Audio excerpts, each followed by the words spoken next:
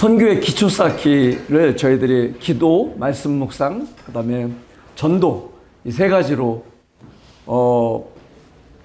이렇게 이번 그 세미나에 준비를 했습니다. 오늘 이곳에 모인 분들은 전도에 대해서 저희들 공부를 하는 시간인데요. 선교의 인프라는 교회와 전도라고 저는 말할 수 있습니다. 그리고 각 교회의 인프라는 청년들이다. 그래서 정말 이 시간이 주말 여러분들 반납하시고 이렇게 와서 공부하는 시간이 너무 소중하다. 선교지에서 선교사로 21년을 이렇게 제 청춘을 보냈는데 정말 여러분들이 너무 보배롭고요. 또 어떻게 이런 주말 시간을 할애해서 선교 세미나에 올 수 있을까? 한 명 한 명 제가 업어주고 싶은 마음 있습니다. 네. 무게가 좀 나을 것 같아서 안 되겠고요. 지난 새벽 4시에 잠을 못 자게 한 사건이 있었죠. 이거 안 본 사람 있나요? 저도 봤는데 어떤 우리 미스터 소니 드디어 토트넘이 큰일을 해냈습니다. 손흥민의 그 토트넘에서 173골, 그 다음에 뭡니까? 101번 어시스턴트, 도움. 그리고 최종 그 우승은 한 번. 토트넘 역사상 정말 오랜만에 이렇게 큰일을 해냈습니다. 이런 걸 보면서 한국 축구를 생각하는데, 한국 축구,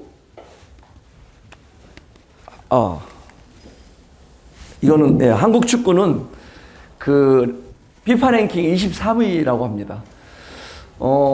사실 인프라라는 걸 제가 말씀드리기 위해서 이 사진을 올려봤어요. 과연 이 손흥민이 얼마나 우리나라에서 대표성이 있을까? 예전 미국 대사 이름은 알까요? 쉽지 않습니다. 예, 영국 대사, 유엔 대사 쉽지 않습니다. 심지어는 유엔 그 반기문, 네, 그분은 좀 명성이 있었죠. 그런데 실제적으로 손흥민 명성이 있죠. 션 그래요. 션. 네, 코리아 션. 이렇게 하기 위해서는 인프라를 생각 안 할 수가 없어요. 우리나라의 국가별 프로 선수는 몇 명이나 될까? 그 선수 수를 따져보니까 550명인데 51위예요, 세계에서. 그리고 국가별 클럽 수, 축구 클럽을 보니까 우리가 124개, 96위. 야, 이런 나라에서, 이런 인프라에서 미스터 손, 어제 그 감격을 주는 그 역사를 만들었다는 것은 정말 we did it. 정말 대단한, 손흥민이 그랬잖아요. 우리가 해냈다. 정말 대단한 거예요. 근데 저는 이것은 쉽게 해서 너무 운이 좋았다. 아니면은 너무 이 한 사람의 노력에 너무 포커스가 맞춰졌다. 손흥민의 아버지 얼마나 많이 고생했을까. 근데 저는 이런 생각을 해봐요. 이 인프라들이 갖춰지면은 이렇게 개인적으로 농축되지 않아도, 엄청 고생하지 않아도, 또 정말 우리 여러분들 살아가는 동안에 몇 명의 손흥민이 더 나올 수 있는 이런 것들은 결국은 인프라다. 그래서 선교의 인프라는 지역교회이고, 지역교회 인프라는 청년이고, 또 지역교회, 그 다음에 선교의 인프라는 전도다. 아까 배웠잖아요. 우리 조도영 형제님이 국내에서 동일문화권에서 전도하지 않는데 타문화권에 가서 전도하겠다고? 넌센스예요. 적어도 내가 그럼 대학생인데 어떻게 전도하나요? 그것도 넌센스예요. 아까 생각이 나는데 너희 안에 소원을 두고 일하신, 우리는 전혀 전도에 대해서 고민도 안 하고 소원도 없고 아무것도 없는데 이렇게 끌고 가서 선교사로 만들지는 않으시리라 생각합니다. 오늘은 그래서 이 짧은 30분 동안 전도와 선교, 교회와 선교는 어떤 연계성이 있는지, 그리고 전도를 왜 하는데 어려운지, 전도 자체에 구조적인 저항력이 있어요. 세 번째로는 전도의 당위성과 지속 가능성에 대해서, 네 번째로는 변화하지 않는 복음의 컨텐츠.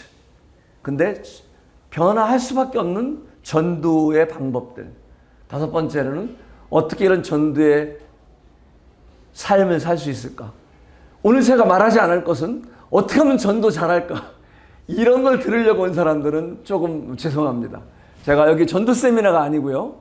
엄연한 여기는 선교 세미나이기 때문에 선교의 인프라로서, 기초로서 전도, 그 다음에 선교의 기초로서 전도와 지역교회, 전도와 지역교회와 선교회는 어떤 상관관계가 있고,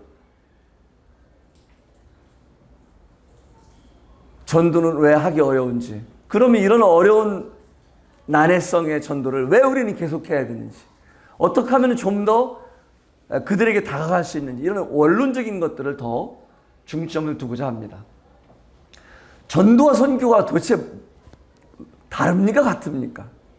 틀리다면 틀리고 같다면 같습니다. 쉽게 해서 학문적으로는 선교가 더 큰 영역입니다. 이렇게 포함된다 하겠죠. 어쩌면 전도보다 선교가 더 큰 카테고리예요. 전도는요, 동일 문화권에서 주로 하게 되고요. 선교는 주로 타문화권에서 합니다. 타문화권의 확장이에요. 그리고 전도는 영혼 구원을 목적으로 하고 복음을 목적으로 하는 게 직접적인 목적이에요. 선교는 하나님 나라의 확장이 됩니다.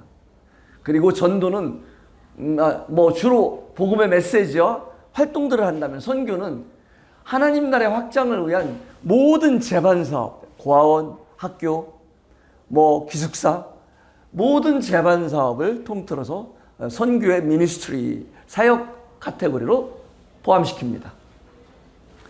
우리가요, 지역교회 전도는 선교의 인프라다. 끝날 때까지 이야기를 계속할 거예요. 선교의 기초는 지역교회와 전도와 그리고 청년이다. 그런데 지역교회는 뭡니까? 우리 잘 알고 있잖아요. 지역교회와 선교단체를 랄프 윈터라는 선교학자가 이렇게 구분했어요. 모달리티와 소달리티. 모달리티는 지역교회 로컬 처치를 말하고요. 소달리티는 선교단체 파라처치를 말해요. 그런데 놀랍게 지역교회와 선교단체가 부딪힌다는 거예요. 지역교회와 선교단체가 갈등한다는 거예요. 뭐지 이거? 잘못된 거예요. 선교의 정립이 잘못되면은 지역교회는 지역교회 발전을 위해서 선교를 이용하는 거예요. 선교는 선교의 확장을 위해서 지역교회를 이용하는 거예요. 못됐죠, 두 개 다. 이런 부분들이 부정적으로 흐를 수 있다는 거예요. 그리고 지역교회는 선교를 반대해요. 무슨 그 나라를 왜 가? 우리가 파송한 선교사 여기 있는데 이 나라 가야지. 우리 교회, 우리 선교, 우리 선교사님으로 네임 등록을 하는 거예요. 그럴까요? 인도공교회는 우리 주님 나라 가면 인도공교회, 대덕교회 따로 모일까요? 네팔팀, 몽골팀 따로 모일까요? 넌센스예요. 가장 우리가 유치한 것들이 오늘날 우리 안에 오해되고 있다는 거예요. 그리고 그런 것들이 굉장히 강화되고 있다는 거예요. 우리 교회, 우리 몽골, 우리 네팔. 아니죠. 그런 말들 누가 하냐면 창립자들이 그런 말을 많이 해요. 그 나라에 처음 나간 사람들이. 아니면 그걸 처음 시작한 분들. 왜냐? 피와 땀과 수고와 헌신이 배어있기 때문에. 그러나 그럼에도 불구하고 지역교회도 주님의 교회고 선교지도 주님의 선교지죠. 그렇죠. 그래서 지역교회는 교회 중심으로 교제와 예배를 강조해요. 그리고 목적이 교회 성장과 발전을 목적으로 해요. 야, 놀랍다. 필요하죠. 교회 성장해야죠. 대덕교회도 성장해야 되고. 그런데 이 선교단체들은 선교 중심이고요. 그 다음에 교회 성장과 발전 목적보다는 하나님 나라의 확장 목적이고요. 야, 여기 또 큰 차이가 있습니다. 지역교회는 교회로 불러들이는 거예요. 선교단체나 선교는 교회 밖으로 삶의 현장으로 나가라고 그래요. 이건 너무 좀 단적인 비교일 수 있어요. 이것이 병립이 같이 공존이 되기도 해요. 건강한 교회일수록 공존이 합니다. 그런데 건강하지 못한 교회일수록 자꾸 구분이 돼요. 그래서 오늘날 그리고 지역교회의 자체적 사역이 되는 거예요. 어느 선교. 예를 들면 네팔 선교는 대덕교회 선교. 그런데 이 선교단체의 선교는 초협력적 사역이에요. 여기에 이것이 되려면 뭐가 되겠습니까? 선교는 미시오 데이. 하나님의 선교가 먼저 정리가 돼야 돼요. 그래야지 않으면은 지역교회가 선교가 돼버린다는 거예요. 한국 모임도 마찬가지예요. 지역교회가 선교가 돼버리면은요, 경쟁하고요, 열등의식 갖고요, 비교하고요, 속상해하고요, 쉽지 않습니다. 쉽지 않습니다. 절대 쉽지 않아요.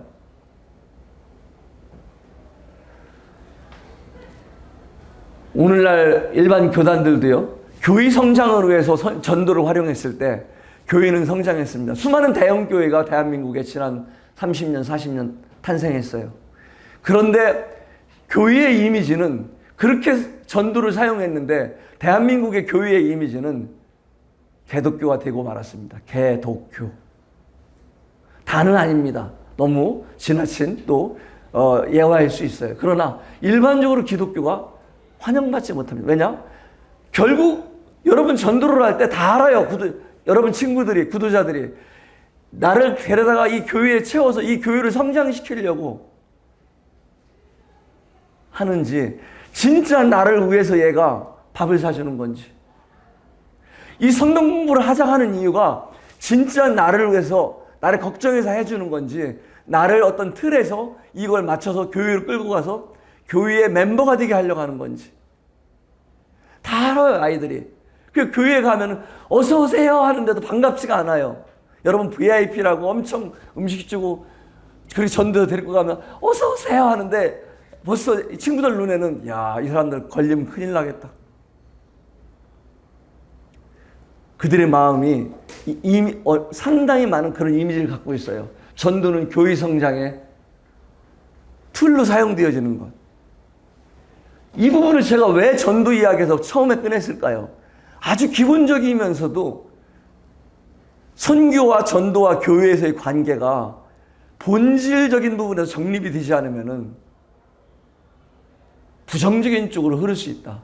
여러분 전도를 왜 합니까? 각 지역교회 발전을 위해서라면 너무 좁은 목적일 것입니다. 하나님의 선교가 바로 그 해답입니다. 이 데이비드 보쉬, 레슬리 뉴비긴, 다렐 구더 이런 학자들이 미시오 데이 라틴어인데요, 하나님의 선교란 뜻이에요. 하나님의 선교. 하나님의 선교를 아까 그 지역교회와 선교단체의 그 갈등, 이 문제를 해결하는데 하나님의 선교란 이론이 굉장히 큰 역할을 했어요. 1952년 독일의 빌링겐 세계선교협의회에서 이 하나님의 선교 미시오 데이가 공식적으로 채택됩니다. 교회는 선교의 주체가 아니고 선교의 주체는 삼위, 성부와 성자와 성령, 하나님 자신이다. 아버지 하나님이 아들을 이 땅에 보내셨고 아들은 33년 동안 사역을 하시고 요한복음 14장에서 17장에 보면은 아버지여, 내가 아버지께서 하라고 하신 일을 이제 다 마치고 내가 이제 아버지 가게로 가겠습니다. 내가 이들을 아버지께서 하라고 하신 일을 다 마쳤으니 이들을 보호하여 주시옵소서. 그리고 이들에게 그분이 떠나고 예수님이 떠나고 대신 이분들을 지도해 줄 선교지 이양이 됩니다. 예수님이 선교사로 이 땅에 오셨고 하나님은 파송자였고 예수님이 이 땅에 오신 선교사였고 예수님이 떠나고 선교지에 현지 지도자들을 세우고 그 다음에 성령을 이 땅에 심어주십니다. 정확하게 오늘 선교의 원리가 이 미시오 데이라는 용어에서 정립되고 있습니다. 교회 자체가 우리가 선교를 하고 안 하고는 결정할 수 있지만은 교회 자체가 대장이 아니라는 겁니다. 하나님의 선교를 교회가 순종하느냐 안 하느냐지. 우리는 교회 건축이 1번이다. 선교는 2번이다. 우리는 주일학교가 1번이다. 교제가 1번이다. 예배가 우선이다. 이렇게 말하기가 쉽지 않은 부분이라는 거예요. 선교의 주체는 하나님, 삼위 하나님이시고, 예를 들자면은 우리 선교사들은 오해합니다. 내가 뭐 아까 얘기했잖아요. 조심해야 할 것. 우리가 마치 무엇을 한 것처럼. No.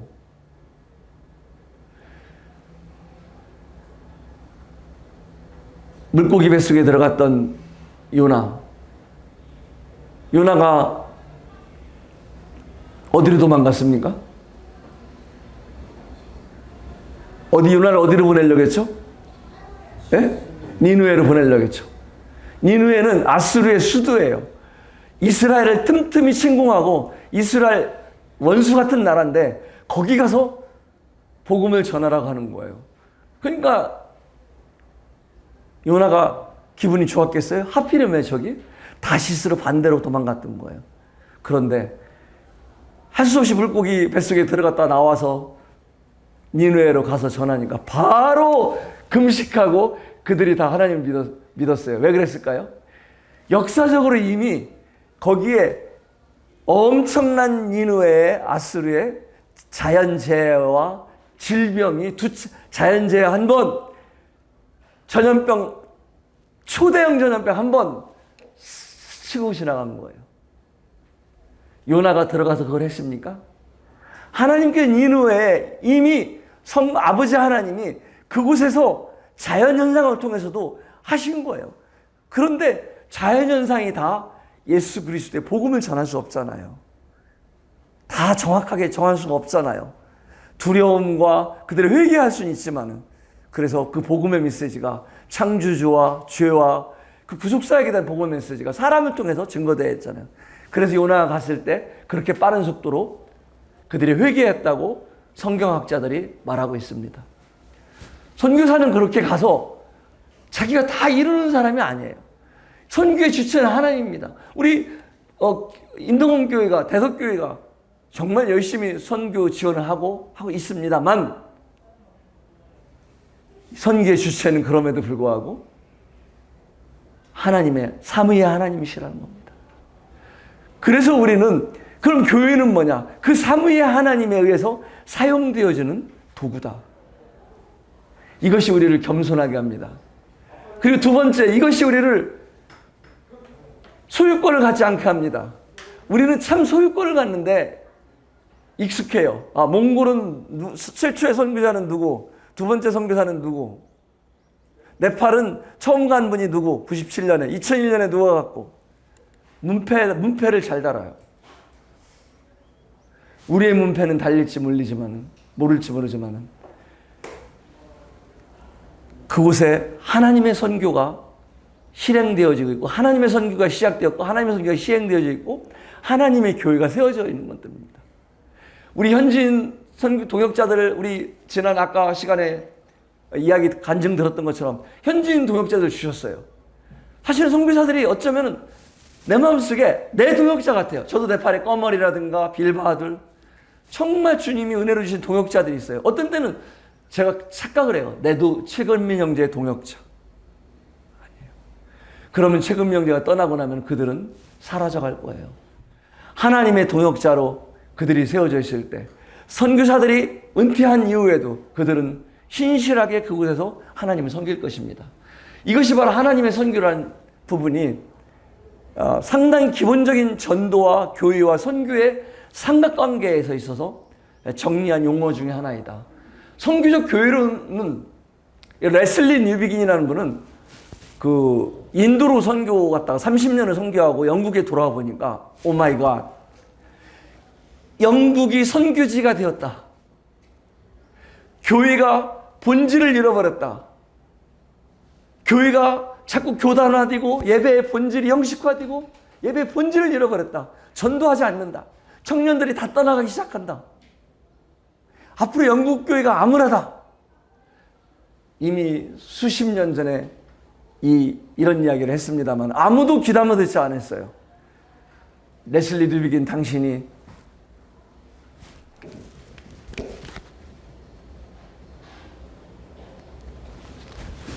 너무 오랫동안 선교지에 나가 있었기 때문에 우리 영국의 현지 사정을 몰라서 그래요.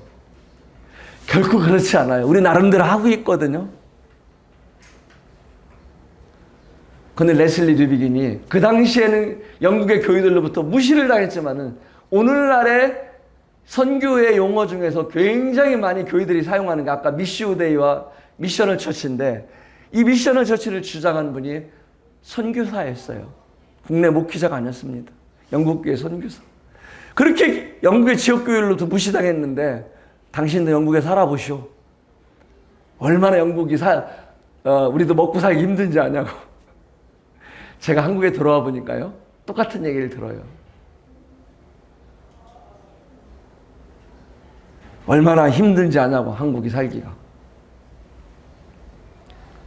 그런데 이분은 그랬어요. 교회는 하나님의 선교를 위해 세상으로부터 부름받고 보냄받은 하나님의 선택받은 백성들의 공동체다. 목적이 본질적으로 거기 머무르는 목적이 아니라 예배 교제 필요하다. 그러나 예배 교제로 교회가 그곳에서 갇혀있고 머무르는 목적이 아니라 선교적 이해에서 나가야 된다, 밖으로. 끌어당겨서 갖다 채워서 교회만 성장시키는 것이 아니라 교회가 성장하면 그 교회는 또 나가야 된다. 이런 밖으로 나가는 교회를 역설했어요. 이런 부분들이 시간이 지나면서 이분은 지금서 존경받는 선교학자죠.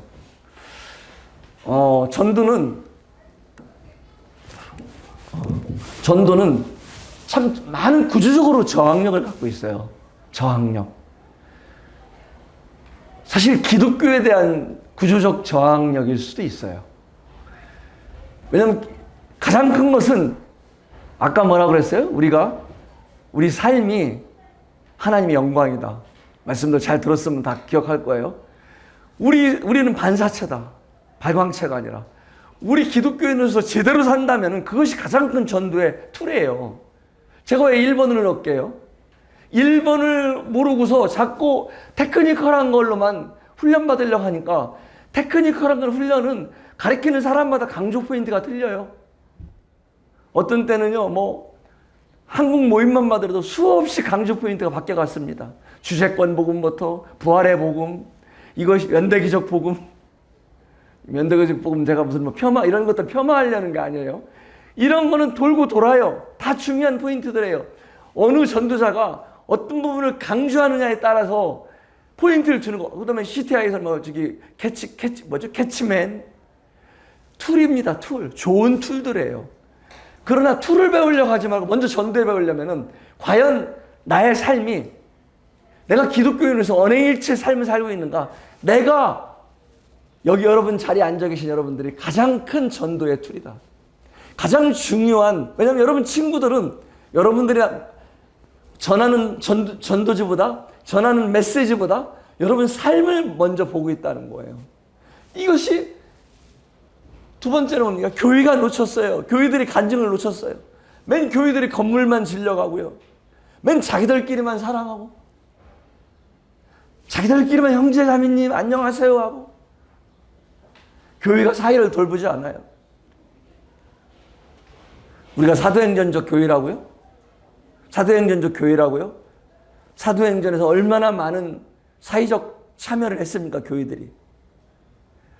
우리가 영혼구원, 복음주의적, 복음 중심의 교회들이 너무 이쪽에 치우치면은 사실은 우리의 주변들 복음이 영혼구원에만 맞춰질 수 있어요. 그분들이 뭐라 하겠어요? 야, 영혼구원은 나중에 시간이라도 있지. 몇십 년 뒤에 벌어질 일들 아니겠어? 근데 지금 당장 우리가 죽겠다.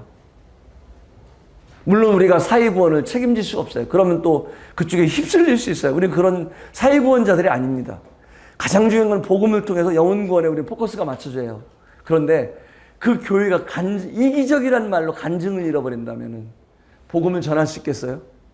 주일날마다 주차전쟁으로 인해서 그 지역사회가 시민들이 일을 박박 간다면 그 교회에서 복음을 전하러 온다고 잔치를 하고 그러는데, 야, 이런 잔치하지 말고 주차장이나 확보해.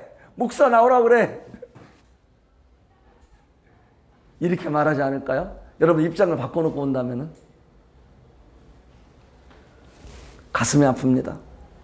전도에 대해서 공부하고 싶다고요? 나 개인의 삶은 어떤지. 전도 전략에 대한 노하우보다는 정말 전 이 부분을 강조하고 싶습니다. 우리 교회의 모습, 우리 교회가 이웃 주민들에게 모습은 어떨지. 두 번째로는 타종교에 대한 불인정과 무례함과 강요예요. 오늘 여러분들 부모님들 할머니 할아버지 때 1960년대부터 1980년대에 구원받은 분들은 더 맥시멈 1980년까지 60년부터 80년에 구원받은 분들은 굉장히 종교적이었고 굉장히 종교심이 있었고 정말 조금만 찔러주면은 아 이랬구나 하고 구원받고 돌아오다 보면은 가로수들이 나루루에서 춤을 춘다고. 아, 말이 돼요? 가로수가 어떻게 나루루에 춤을 춰요? 너무 주관적인 약간의 뻥 같잖아요. 근데 그런 경험을 하시는 분들한테는 이런 말들이 이해가 안 가요. 지옥 가는데 무슨 매너야? 당신 지옥 간다고 알려줘야지. 그런데 지옥 간다고 알려주는 자체가 더 지옥 가게 만들 수 있어요. 오늘날에는 지금 2000년도 이후에 태어난 사람들은 굉장히 이런 것들을 무례함과 강요에 대해서 알레르기 비슷한 걸 갖고 있어요. 또 하나는 이들의 마음속에 뭐가 있을까요? 교회 생활에 구속되는 부담이 굉장히 큽니다. 우리는 어려서부터 여러분들 교회 나온 사람들이 대부분일 거예요. 그런데 교회 생활을 안 한 일반인들은 야, 매주 일요일 날 어떻게 교회를 가야 되냐. 정말 이거는 정말 어려운 난관을 만났도다. 정말 어려운 주제예요. 여러분 이거 이해해 보셨어요? 그래서 예수님을 믿는다는 것과 교회에 나간다는 것이 어떤 게 더 어려울까요? 교회에 계속 나가는 게 더 어려워요. 그래서 우리는 근데 교회에 나오는 거 플러스 예수님 믿는 거를 같이 패키지를 묶어놨잖아요. 물론 당연한 거예요. 예수님 믿는다면 교회에 나오는 거 하나님 집에 있어야 되는 건. 근데 구도자들에게 모든 패키지를 네가 예수님을 믿는다면 11조를 해야 될 것이고 믿지 않는 사람과 결혼하면 안 되고 너는 수요집회도 나와야 되고 그리고 그게 끝이 아니야. 큐티도 있어. 다 저기 우리 목사님이 체크하고 구역 모임도 있단다 사실은. 그리고 대학생들 좀 봐주기도 해. 이런 걸 다 얘기해 줘봐요. 누가 나가겠어요? 이런 일요일날 놀지 못하고 하는 것에 대한 부담도 상당히 복음을 전해보면은 상당히 많이 있어요. 또 하나는 이단단체에 대한 두려움이 굉장히 큽니다. 선교지에서는요, 문화와 전통을 거스린다는 거. 왜냐하면 문화와 전통과 삶이 그 나라에 섞여 있어요. 어디까지가 종교고 어디까지가 문화인지 그들의 삶 속에서 섞여 있기 때문에 정말 어렵습니다. 그래서 저항력을 갖는 거예요. 기독교는 우리 문화를 말살시킨다. 그 다음에 복음의 구조, 기독교의 구조, 복음의 구조가 하나님만이 참신이고 나머지는 우상. 그 다음에 유일한 얘가 곧 길이요 진리요 생명이니 나로 말미암지 않고는 아버지께 올 자가 없느니라. 유일한 길. 이 자체만으로도 또 다음에 하나님의 말씀 오직 성경. 이 세 가지 내용만으로도 기독교는 교만해 보이고 배타적으로 보이고 너무 이기적인 집단으로 보일 수밖에 없다. 구조적으로. 그래서 선교지에서 왜 병원을 하고 왜 고아원을 하고 왜 학교를 하고 모든 선교지에 대한민국 연세대학 이화학당부터 쭉 다 보세요. 얼마나 많은 전국에 선교사들이 학교를 세웠는지 한국에도. 왜 그랬을까요? 이런 걸 모르면요 전도의 원리를 몰라요. 뭐냐면은 제가 2004년에 뉴호라이즌 학교를 시작해서 20년을 하고 작년에 넘겨줬는데 그때만 하더라도 우리 모임 장로님들 오시면 왜 선교사가 학교를 하냐고 복음을 전해야지. 아까 전도와 선교를 모르던 시대에 저는 나갔습니다. 선교를 2001년에 나갔었는데 왜 선교사가 학교를 하냐? 교회를 세우고 전도를 해야지. 그래서 제가 아까 그런 부분에서 상당히 사실은 우리 1세대 때부터 구분하기 어려운 요소들이에요. 그런 부분들이 개념 정리가. 그리고 기득권층이 위협을, 왜냐하면 기독교는 사랑과 평등을 기본적으로 사랑, 평등, 자유의 종교입니다. 사랑과 평등과 자유를 좋아하면 왜 좋은데 반대 이것이 기득권층의 위협이 되죠? 해당 국가의 선교지에 공산국가에 큰일 날 소리죠. 그 다음에 다른 네팔 같은 경우는 힌두를 국교로 해서 250년을 지내온 나라예요. 2008년까지. 그런 나라의 기독교는 원수죠. 자기의 근간을 무너뜨리는 종교입니다. 그리고 기독교는요, 정말 이거 여러분, 선교의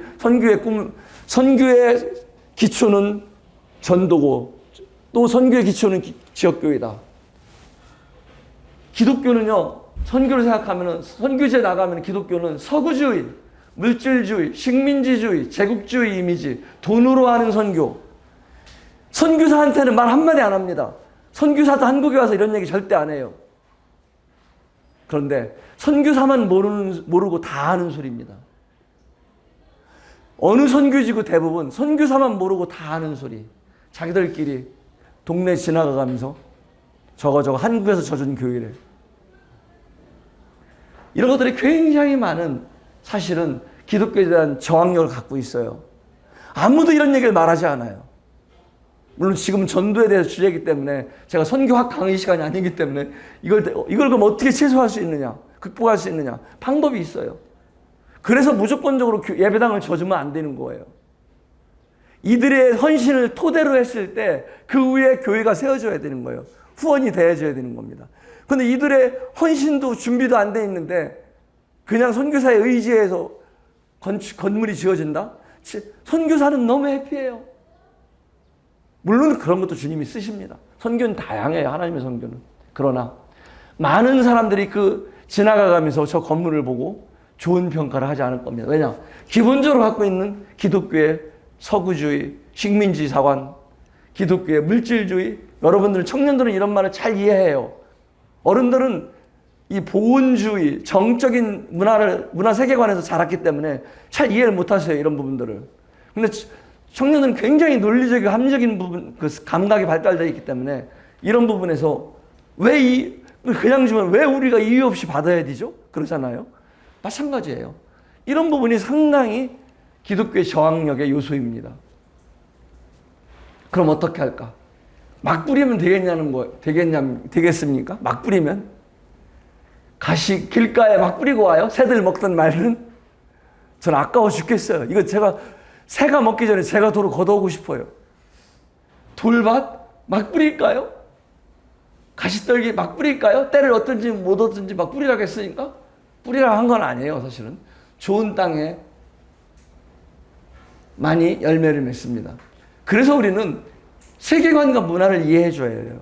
여러분 친구들 중에서 한국에서도요, 불교 문화에 큰 엄마 아빠가 불교 집안이야. 그러면은 불교를 비난하지 마세요. 불교를 친구 때문에 조금은 더 이해하려고 들어보고, 친구 이야기를 들어보고, 너가 참 그래서 그런지 굉장히 너에게 착함? 뭐 그런 게 특별히 더 있는 것 같아.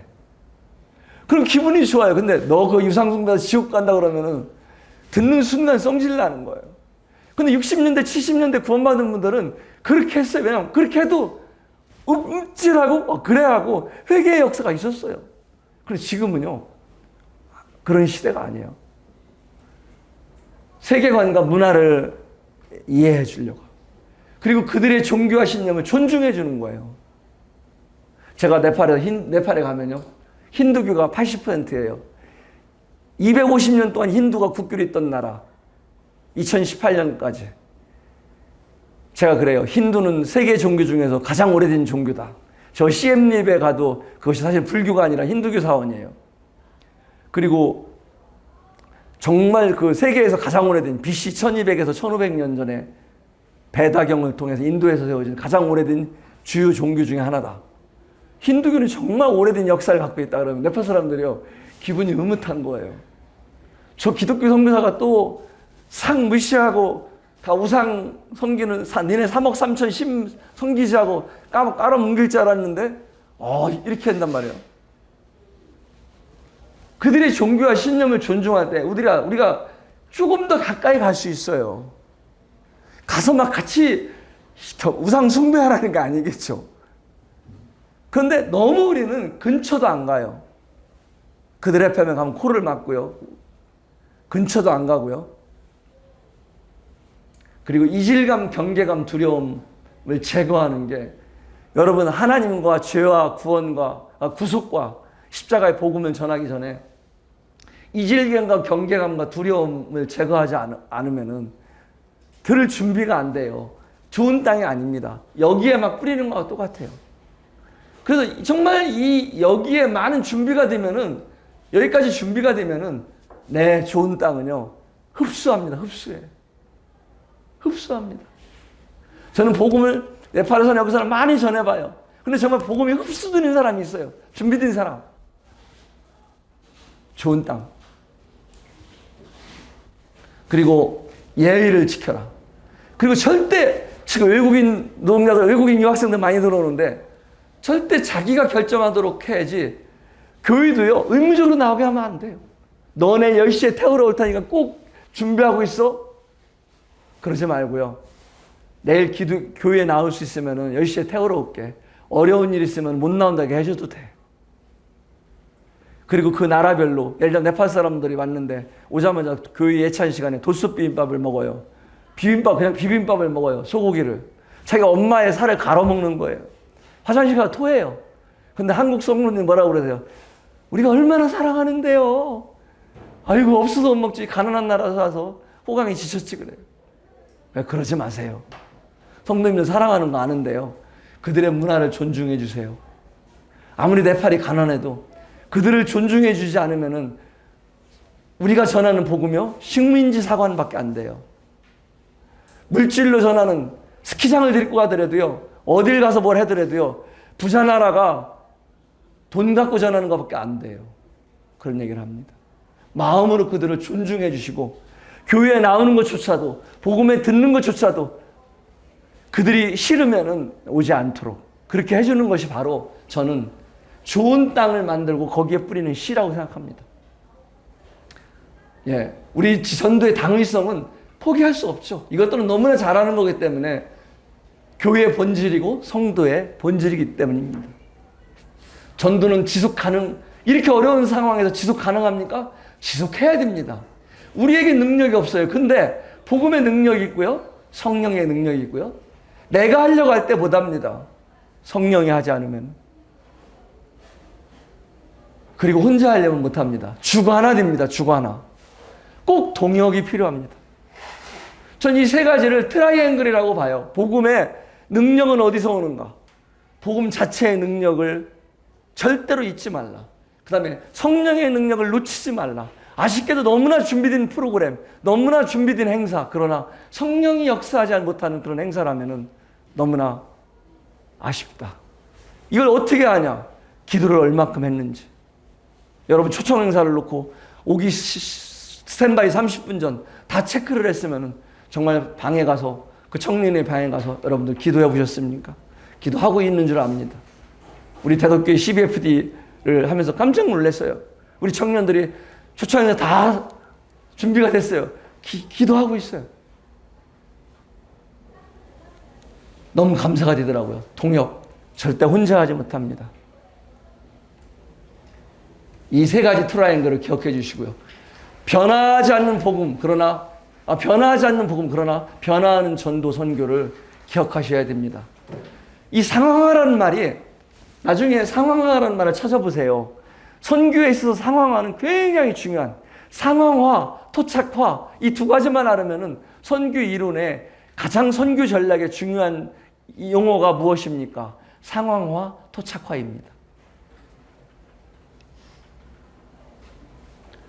그래서 제가 에베레스트 5,300m까지 에베레스트 베이스 캠프까지 올라갔다 왔어요. 근데 이렇게 한 번에 올라가면은 다 쓰러져요. 고산증 때문에. 이렇게 이렇게 하면 트레킹부터 하다가 훈련한 다음에 이렇게 딱 올라가야 5,300m에서도 쓰러지지 않고 살아날 수 있습니다. 제가 수중으로도 한번 들어가고 싶어서 이 스킨스쿠버 제가 이걸 땄는데, 이 나이에 이거를 50대 후반에 제가 도전했는데, 처음 단계가 오픈워터 과정입니다. 오픈워터는 물을 여는 거예요. 물에 대한 두려움을 여는 거예요. 제가 뭐 제 자랑하려고 이걸 보여준 게 아니라, 그래서 수영장에 가서 이 훈련을 합니다. 20m까지 내려가요. 20m, 30m. 그 다음에 바다 가서 물고기들이 꼬리치는 걸 볼 수 있는 거예요. 전도는 한 번에 뭘 그렇게 하려고 하지 마시고, 한 번에 여러분들 십자가의 복음까지 데리고 올라가지 마시고, 이런 것들, 각종 행사들, 친구 추천 집회 이런 것들처럼 소할 그 섬으로 초청했던 것처럼 그렇게 데려왔으면 좋겠어요.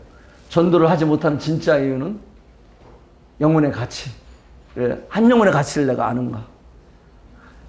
나의 삶 속에서 간증이 있는가? 아버지의 마음을 내가 아는가?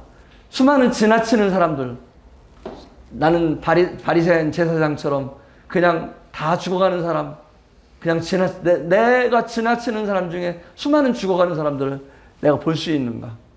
이 네 가지를 여러분들이 볼 수 있으면 좋겠어요. 선교의 인프라는 교회와 전도이고요. 교회의 인프라는 청년입니다.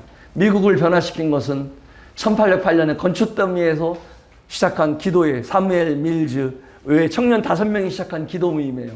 그리고 80년 뒤에 헐문산 수양회가 모여졌고요. 이 중에 250명 중에 100명이 선교사가 되겠다고 서약합니다. 그리고 2년 뒤에 88년부터 무려 1936년까지 여기를 통해서 2만 500명의 선교사가 파송됩니다. 대한민국에 온 미국에서 온 선교사 중에 50%가 넘는 선교사가 여기서 시작했어요. 그래서 저는 여러분 청년 모임이라서 선교의 기초가 청년이라고 이렇게 립서비스 하는 게 아닙니다. 아직 생계의 짐을 최소화하고 있는 여러분들, 아직 많은 것들을 아직 채워지지 않은 공간이 있는 여러분들에게 선교의 비전을 먼저 채웠으면 좋겠습니다. 감사합니다.